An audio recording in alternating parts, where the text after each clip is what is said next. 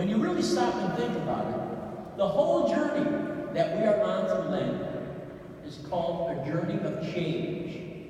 Remember the old saying, Rome wasn't built in a day? Well, that's exactly what our journey is all about. Change comes through patience and time. And so this weekend, we are starting our third week of Lent.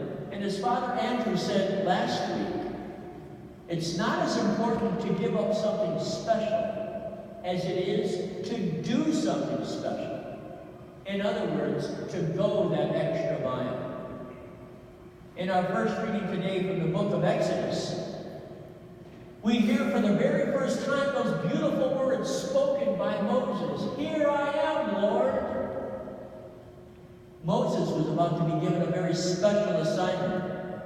And not only that, but Moses was about to change his way of life and his way of thinking. Moses had no idea what he was in for, but he put his trust in the Lord. In our second reading from Paul to the Corinthians, Paul starts out by calling us all brothers and sisters. Every one of us who are baptized into Christ are brothers and sisters. However, in that very last line, he also reminds us that just because we think we're standing on firm ground, don't take it for granted. In our gospel today from Luke, many of us sitting here could also ask the same question. Where were you when I needed you? Where was God on Good Friday? God was there. He was there in the pain and in the suffering of his Son Jesus, just as he is with our pain and our suffering. It's called faith, trust, and patience.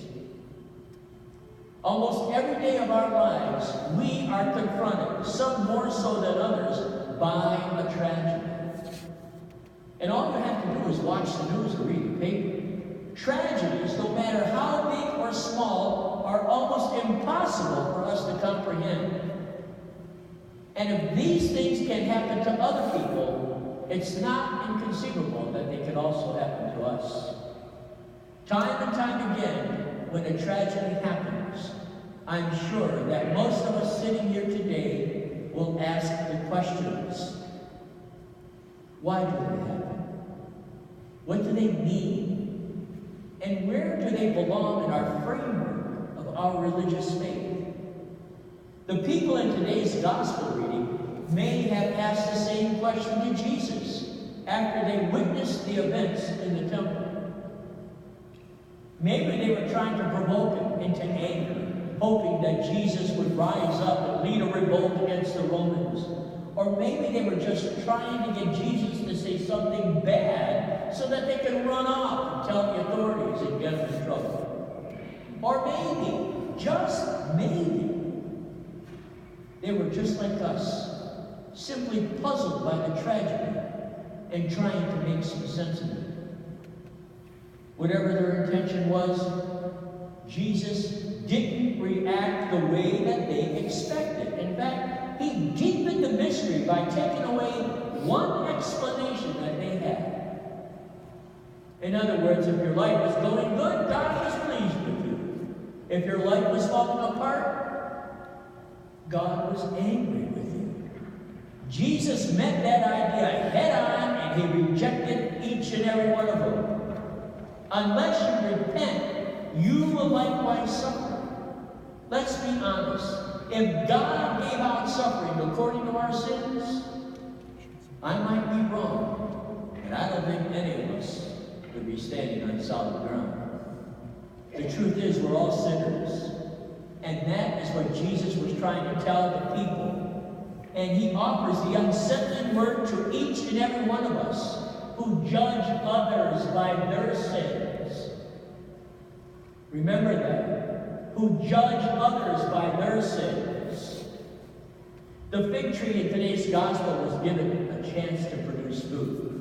It was planted in good fertile ground and received the tender loving care it needed. Now please note, You may not know this, but a fig tree in Palestine produces 3 seasons of figs each year. That's why it's called the fig Newton capital of the world. I know. What about our lives? Many of us have been blessed in so many ways, and I think that is exactly what Jesus is trying to tell us. Extra blessings carries with it many extra responsibilities. And Jesus also goes on to point out the incredible patience that God has with each and every one of us. This is also the way to treat all of us who have failed to produce to our potential. When we have sinned, either by omission or commission, the first response should be tenderness, extra tenderness. What do you think would happen to that fig tree during the final year of its opportunity? Like so many of his parables, Jesus does not tie up loose ends of the storylines. And I think that's what Jesus wants us to do, to finish the story ourselves. And so I say to each and every one of you today, people of God's orchards, go and be fruitful. Go forth and forgive. Be patient for the sake of the gospel and for the sake of the world. Now I have a very short story I want to tell you.